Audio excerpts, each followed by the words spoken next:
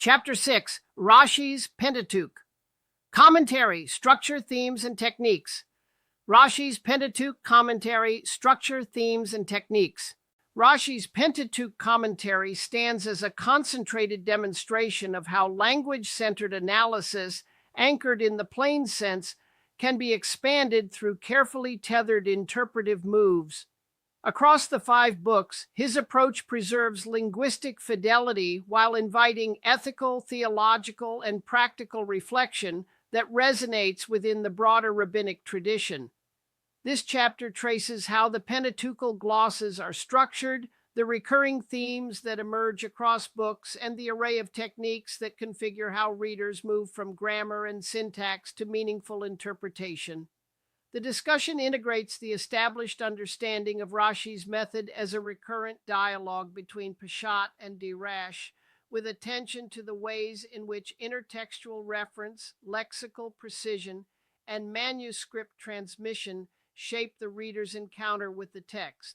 The aim is to illuminate a disciplined scholarly pathway for independent study that begins with linguistic grounding and extends to broader interpretive horizons in Torah study. Structural architecture of Rashi's Pentateuch Commentary. Central to understanding Rashi's Pentateuch Commentary is the recognition that each verse is accompanied by a compact gloss that foregrounds the plain sense while signaling where a subsequent extension might be warranted. This architectural pattern, linguistic note followed by a pointed interpretive move, creates a reproducible template that readers can imitate when tackling unfamiliar passages.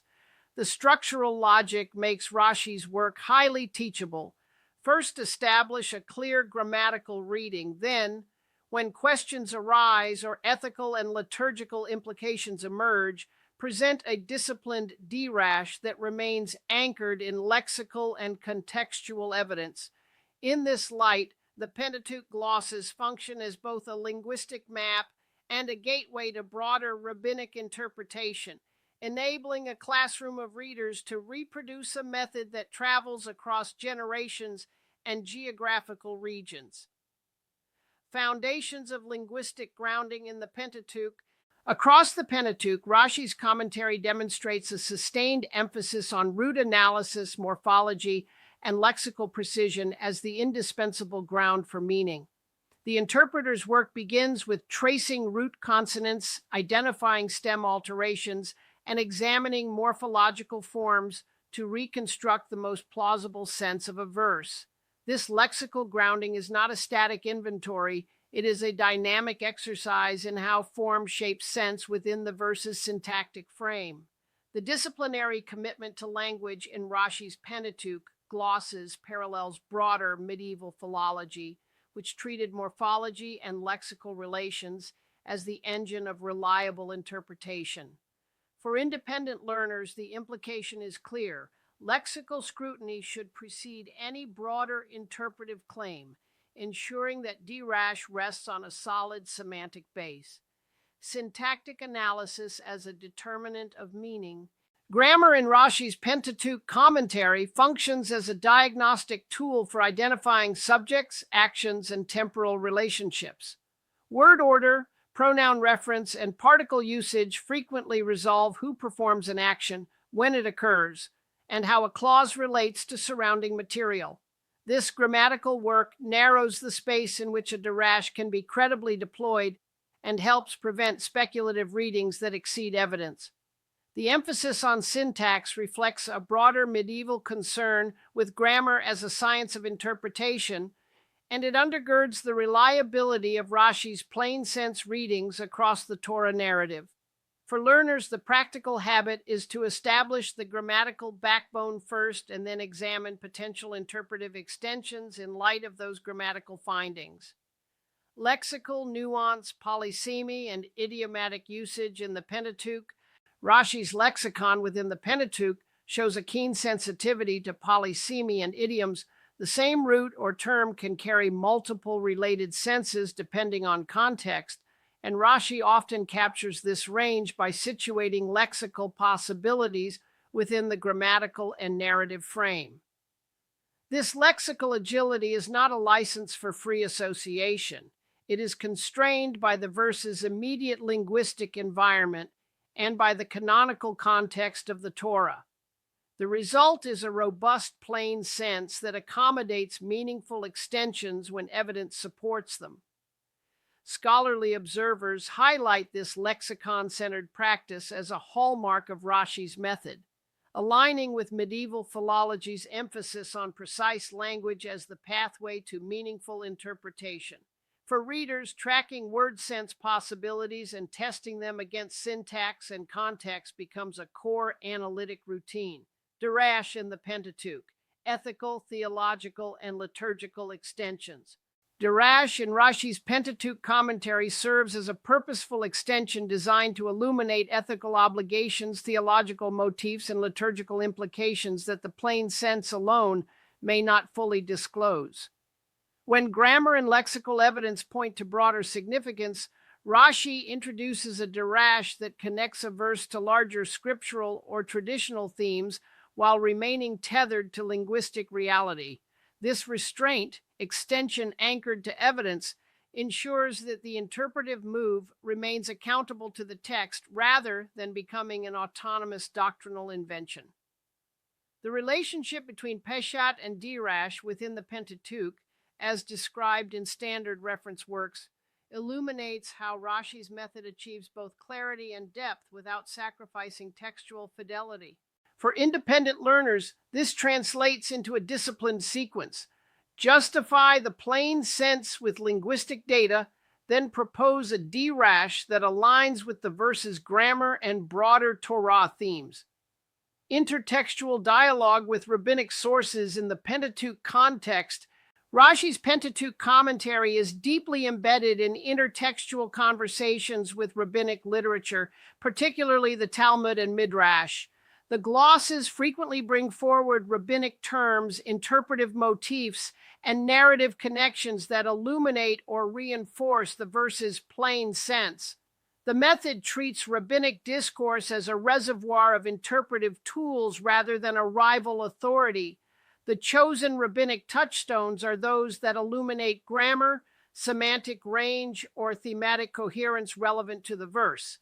This intertextual dialogue helps explain why Rashi's readings feel both linguistically grounded and pastorally resonant, guiding life cycle and liturgical practices as well as legal logic across generations. For independent learners, the practice is to identify relevant rabbinic discussions, assess their compatibility with the linguistic data, and evaluate how cross-textual connections shape a cohesive interpretation.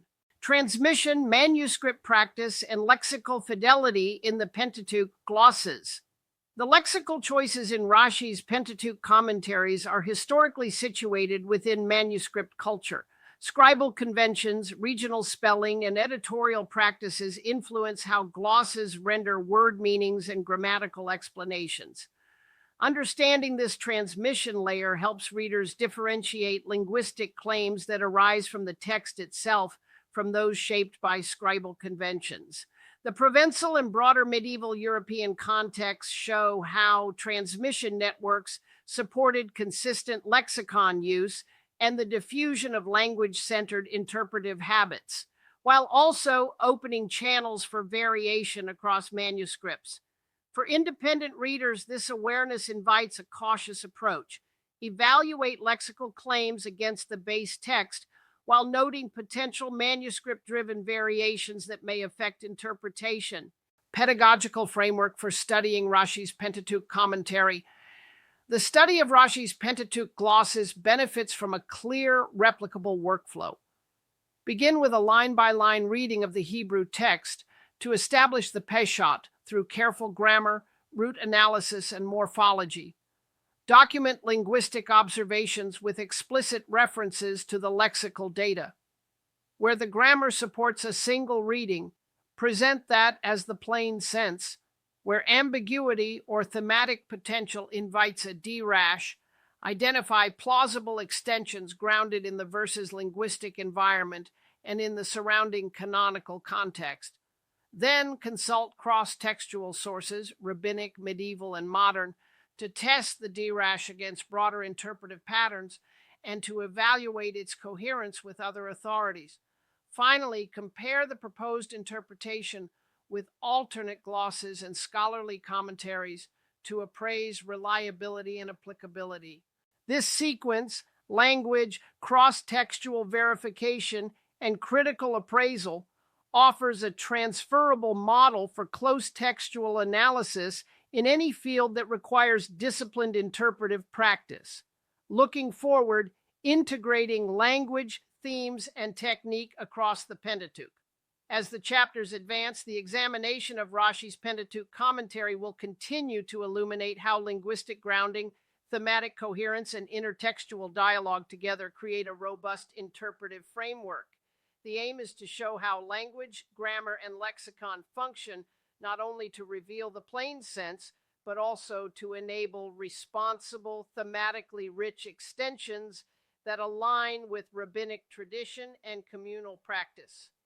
This integration across the Pentateuch will be linked back to broader hermeneutic questions and to the practical needs of independent learners seeking a disciplined, source-based approach to Torah study. Key takeaways for transferable knowledge and skills. In relation to language, lexicon, and grammar in Rashi's Pentateuch commentary, readers should be able to articulate and apply the following insights in independent study. Language serves as the primary anchor for Peshat, with morphology and root analysis guiding semantic decisions. Syntax and grammatical cues determine subjects, objects, and actions, thereby shaping the initial interpretive trajectory.